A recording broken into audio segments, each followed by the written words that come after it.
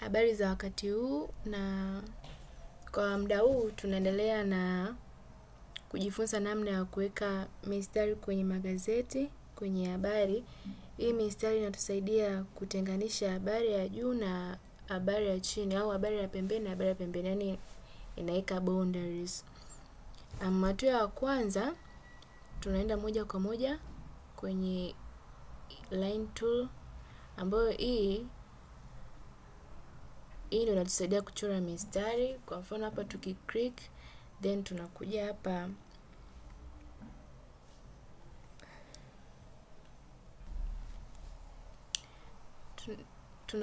tunachora mstari. Hapa si inaonekana kabisa hii ni habari ya juu na hii hapa ni habari ya chini. Sasa ili kutenganisha hii habari ya juu na habari ya chini, tunakuja hapa kwenye line tool, then tunakuja hapa sehemu yenyewe ambayo sisi tunataka tutenganishe, tunachora mstari kama hivi. Mstari unaonekana kabisa kama mstari unachoreka, na inabidi uwe makini mstari unyooke, usipinde pinde. Kama hivyo mstari unaonekana. Kwa mstari wetu ndo kama hivi unavyoonekana hapo, lakini mstari wetu inabidi inabidi tuchague namna ya labda itakaaje, itakaa dotted au itakaaje. Tunaingia kwenye stroke. After stroke tunaingia kwenye type.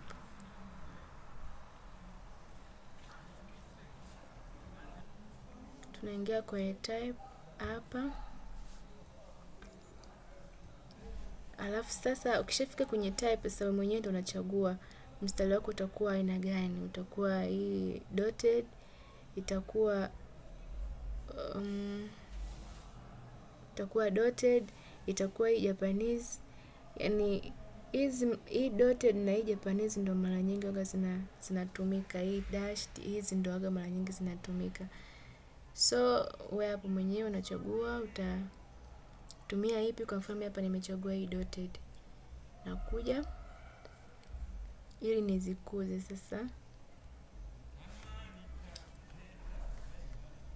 kama hivi. Dot zangu zinaonekana kwenye mstari kama hivi. Mstari wangu ndo kama hivyo unavyoonekana hapo. Kwa ndo namna mimi ambavyo nimeweka hizo dotted, na hizi zimesaidia kutofautisha hii habari ya juu na hii habari ya chini kama hapo inavyoonekana.